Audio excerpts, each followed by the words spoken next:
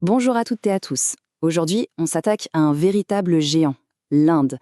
Imaginez un peu, 1,4 milliard d'habitants, une mosaïque incroyable de cultures, de langues et bien sûr de religions.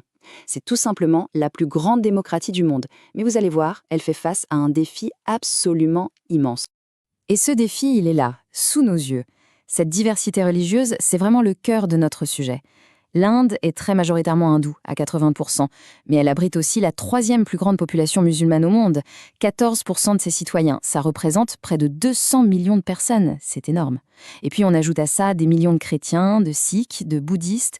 Bref, vous l'avez compris, comprendre cette composition, c'est la clé indispensable pour décrypter la politique indienne d'aujourd'hui. Du coup, la question qui va nous guider, notre problématique pour cette analyse, elle est là. Comment cet État-continent, cette démocratie géante, parvient-elle à faire cohabiter toutes ces communautés? C'est tout l'enjeu des relations, parfois complexes, entre l'État et les religions en Inde.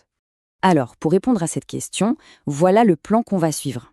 D'abord, on va poser les bases, on va définir ce qu'est le sécularisme à l'indienne. Ensuite, on analysera la montée en puissance d'une idéologie concurrente, le nationalisme hindou. Puis, on verra comment ces deux visions s'affrontent à travers une étude de cas très concrète.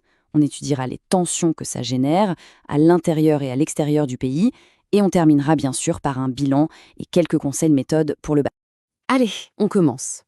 Comment l'Inde a-t-elle géré ce puzzle religieux vertigineux au moment de son indépendance en 1947 ? Eh bien, sa réponse, elle tient en un seul mot, un concept fondamental, le sécularisme. Alors là, attention, point méthode super important pour le bac, ne faites surtout pas le contresens de confondre le sécularisme indien avec notre laïcité à la française. Ça n'a rien à voir. En France, on prône une séparation stricte. L'État est neutre, il ne se mêle pas de religion.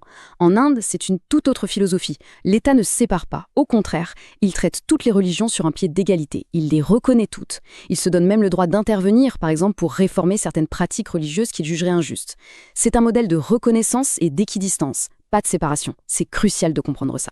Sauf que ce modèle, eh bien aujourd'hui, il est très fortement contesté par une autre vision de l'Inde, celle du nationalisme hindou. L'idéologie qui porte ce projet s'appelle l'Hindutva. En gros, l'idée, c'est que l'identité de l'Inde est et doit être avant tout hindoue. C'est une vision politique qui cherche à imposer l'hégémonie de la majorité hindoue. Cette idéologie, elle ne sort pas de nulle part.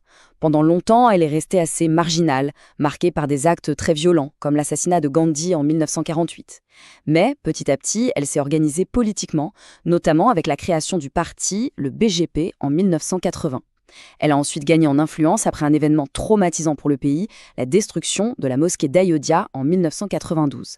Et le grand tournant, c'est 2014, avec l'élection de Narendra Modi comme Premier ministre.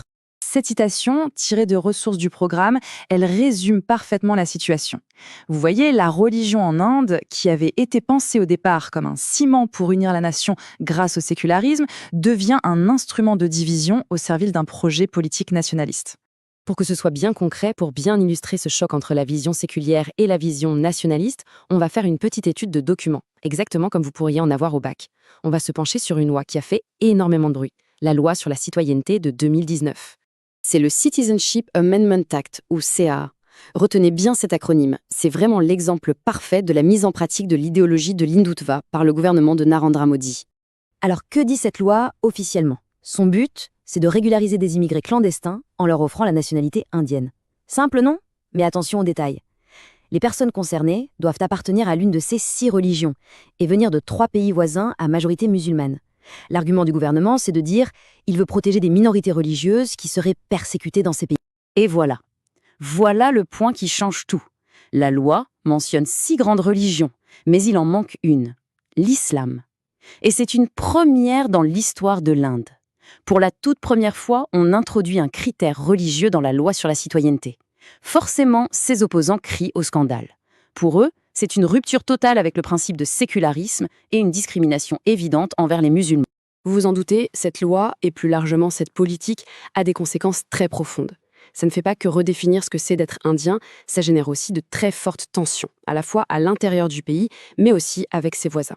Pour analyser ça, le politologue Christophe Jaffrelot a forgé un concept très utile pour vos dissertations, celui de démocratie ethnique. L'idée, c'est que l'Inde reste, sur le papier, une démocratie. Il y a des élections, des institutions, etc. Mais que dans les faits, Les droits des citoyens de la majorité hindoue sont de plus en plus privilégiés. Concrètement, ça peut se traduire par des discriminations au quotidien pour les minorités. Et sur le plan externe, cette politique nationaliste, elle vient rouvrir de très vieilles blessures. La partition de 1947, qui a séparé l'Inde et le Pakistan sur une base religieuse, ça reste un traumatisme. Le conflit au Cachemire, qui est au cœur de cette rivalité, s'envenime.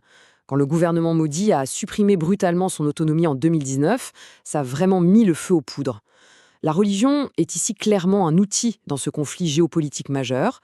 Bon, on a vu beaucoup de choses. C'est le moment de synthétiser, de faire le tri. Quels sont les points absolument essentiels à retenir sur ce sujet pour le bac? Voilà, votre mini-fiche de révision. Pour les notions clés, vous devez maîtriser sur le bout des doigts sécularisme, hindutva et démocratie ethnique. Pour les dates et les acteurs, retenez 1947 et la partition, 1992 avec la mosquée d'Ayodhya et bien sûr 2014 avec l'arrivée de Modi au pouvoir et 2019 pour la loi CAA. Et enfin, les points de vigilance, les pièges à éviter. Ne confondez jamais, jamais sécularisme et laïcité. Pensez toujours à analyser comment le religieux est utilisé par le politique. Et surtout, n'oubliez pas de nuancer. Oui, la démocratie indienne est sous tension, mais elle reste aussi incroyablement vivante et résiliente. On se quitte avec cette question qui reste totalement ouverte. La trajectoire future de la plus grande démocratie du monde dépendra de sa capacité à y répondre. C'est un enjeu majeur, pas seulement pour l'Inde, mais pour le monde entier dans les années à venir.